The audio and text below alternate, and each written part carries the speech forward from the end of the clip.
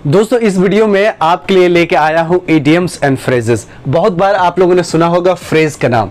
Idioms and phrases दोनों लगभग same होते हैं, फिर भी अलग अलग वर्ड है तो अलग अलग इस्तेमाल भी होगा।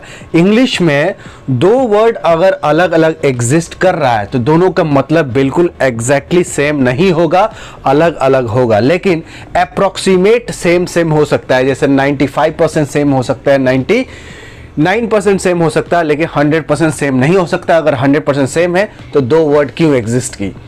इडियम्स एंड फ्रेजेस में फुल वर्ब को कम इस्तेमाल किया जाता है। इसमें क्या फुल जो वर्ब होता है वो कम इस्तेमाल किया जाता है।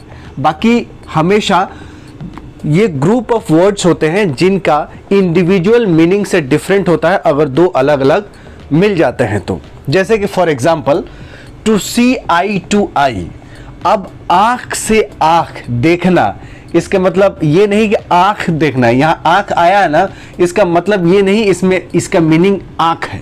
इसका मतलब ये है कि टू एग्री, सहमत होना। मतलब मैं आपके आंखों में आंखें देख रहा हूं, टू सी आई टू आई, इसका मतलब मैं एग्री हूं। तो देखिए इंडिविजुअल मीनिंग अलग है, लेकिन एज अ होल पूरे जो स्टेटमेंट है इनका मीनिंग बिल्कुल डिफरेंट है as compared to individual word. देखिए to go to the dogs, अब यहाँ कुत्ते की बात हो रही, लेकिन आप समझेंगे जैसे कहीं लिखा होगा तो हम समझेंगे यार कुत्ते के बारे में बात हो रही है, लेकिन ऐसा नहीं है। यही कंफ्यूजन है, यही सबसे मेन पॉइंट है कि जब भी बात हो इंडिविजुअल वर्ड्स के तो इंडिविजुअल वर्ड्स अलग अलग इस्तेमाल होते हैं, लेकिन ये जो एक तरह का कॉम्बिनेशन है, इस कॉम्बिनेशन का मीनिंग देखें तो बिल्कुल डिफरेंट है इंडिविजुअल से। टू बी ruined मतलब बर्बाद हो जाना, to go to the dogs मतलब टू बी ruined। अगर ये सेम कॉम्बिनेशन हो तो इसका मतलब सेम होगा। अगर इंडिविजुअल वर्ड अलग अलग ये सेम कॉम्बिनेशन में ना हो तो उसका अलग मीनिंग होगा। टू किक द बकेट मतलब मर जाना। To assume air, to pretend superiority मतलब आप सुपीरियर है। To smell a rat, to be suspicious. To laugh in one sleeves, to laugh secretly. तो ये जितने भी इडियम्स है या फ्रेजेस हैं, इनमें देखिए इनका इंडिविजुअल मीनिंग, इंडिविजुअल वर्ड का मीनिंग बिल्कुल डिफरेंट है इन ग्रुप्स के मीनिंग में। तो ये ग्रुप्स है जैसे ब्लैक एंड ब्लू, किसी को पीट देना, बहुत ज्यादा लोग बोलते हैं बहुत ज्यादा सुताई हुई है, तो ब्लैक ब्लू पिटाई हुई है मतलब बहुत ज्यादा पिटाई हुई है। तो ब्लैक एंड ब्लू की इसका मतलब नहीं है कि काला चप्पल से पिटाई हुई या ब्लू चप्पल से पिटाई हो रही है, या काला डंडा से ब्लू डंडा से, या काला हाथ से ब्लू हाथ से पिटाई हो रही। तो ब्लैक एंड ब्लू की इसका मतलब होता है कि बहुत ज्यादा पिटाई हो जाना। इसका मतलब ये काला और ब्लू से कुछ भी लेना देना नहीं है, ठीक है। इसीलिए अगर ब्लैक कहीं होगा तो काला इसका मीनिंग होता है, ब्लू कहीं इंडिविजुअल होगा तो इसका अलग मीनिंग होता है। लेकिन ब्लैक एंड ब्लू अगर एक साथ आएंगे तो इसका मतलब होगा कि बहुत जबरदस्त पिटाई। To draw the long bow, exaggerate. To clip one's wings, to weaken the power. To pull a long face, to look sad. बोले क्यों आपने मुंह लटकाया हो, यानी बहुत दुखी हो। तो याद रखिए पुल अ लॉन्ग फेस, इसका मतलब नहीं कि फेस को नीचे लटकाया गया, खींचा गया है।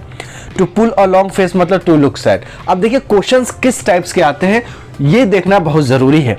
उसके बाद जितने भी इडियम्स एंड फ्रेजेस है आपको स्क्रीन पे मिल जाएंगे, उसको आप नोट जरूर कर लीजिएगा वीडियो को पॉज करके, ठीक है।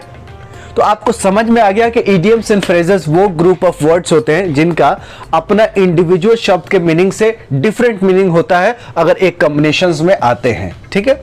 अब क्वेश्चन देखिए, पहला question, to keep at an arm's length.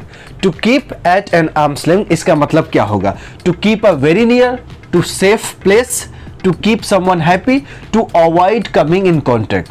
तो पहला का जो आंसर है वो है डी। इसका मतलब क्या होता है कि to keep at an arm's length इसका मतलब होगा कि किसी के कांटेक्ट में आने से अवॉइड करें। जैसे कि कोरोना वायरस में हुआ था कि आप हमेशा अवॉइड कीजिए कि दूसरे के कांटेक्ट में न आए। तो इसको हम लोग ये भी बोल सकते हैं to keep at an arm's length, arm's length से दूरी बनाए रखें, यानी to avoid coming in contact. दूसरा क्वेश्चन देखिए, to push somebody to the wall. अब इसका मतलब नहीं किसी इंसान को दीवार पे चिपकाना है, इसका मतलब है किसी को हराना है। तो टू का हो जाएगा A answer. To push somebody to the wall, किसी को वॉल के साइड में प्रेस करना, इसका मतलब किसी को हरा देना है। तीसरा question, to be up and doing, यहां डूइंग मतलब एक्शन का बोध हो रहा है, और यहां up, to be up and doing मतलब टू बी एक्टिवली इंगेज्ड। तो ये सारी चीजें जितनी भी इंग्लिश, हिंदी, उर्दू के शब्द होते हैं, इसमें याद करने वाली ज्यादा चीजें होती। तो याद कैसे होगा? एक ही चीज को बार बार अगर लिखेंगे पेपर पे तो आपको याद हो जाएगा। चौथा क्वेश्चन देखिए, टू क्लोज शेप। अब यहां शेप दाढ़ी बनाने वाले की बात नहीं हो रही। देखिए मीनिंग देखिए, अ lucky escape, a well garden secret, a clean shape, a narrow escape. तो चौथा का जो आंसर है वो है डी है, नैरो एस्केप, मतलब बाल बाल बच जाना। टू क्लोज शेप मतलब बाल बाल बच जाना। पांचवा क्वेश्चन देखिए, to accept the gauntlet. Gauntlet मतलब होता है लोहा का दस्ताना, हाथ में देखे होंगे कहीं कहीं फिल्मों में इस्तेमाल होता है लोहे का दस्ताना। तो to accept the gauntlet means to accept defeat है कि टू एक्सेप्ट अ चैलेंज, या टू सफर ह्यूमिलिएशन, या टू एक्सेप्ट ऑनर। तो टू एक्सेप्ट द गॉन्टलेट मतलब टू एक्सेप्ट चैलेंज, चैलेंज को एक्सेप्ट करना कि हम तुम्हें देख लेंगे। तो टू एक्सेप्ट द गॉन्टलेट मतलब होगा टू एक्सेप्ट द चैलेंज। अब ये क्वेश्चन कैसे बनेगा, हम लोग छोड़ के जा रहे हैं कुछ स्क्रीन पे क्वेश्चंस, इडियम्स एंड फ्रेजेस, उसको आपको बार बार पेपर पे लिखना है कि प्रैक्टिस हो जाए।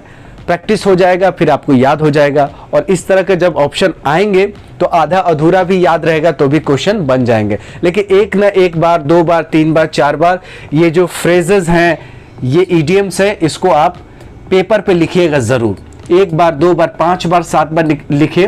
5 बार या 7 बार लिखे तो बहुत अच्छी बात है।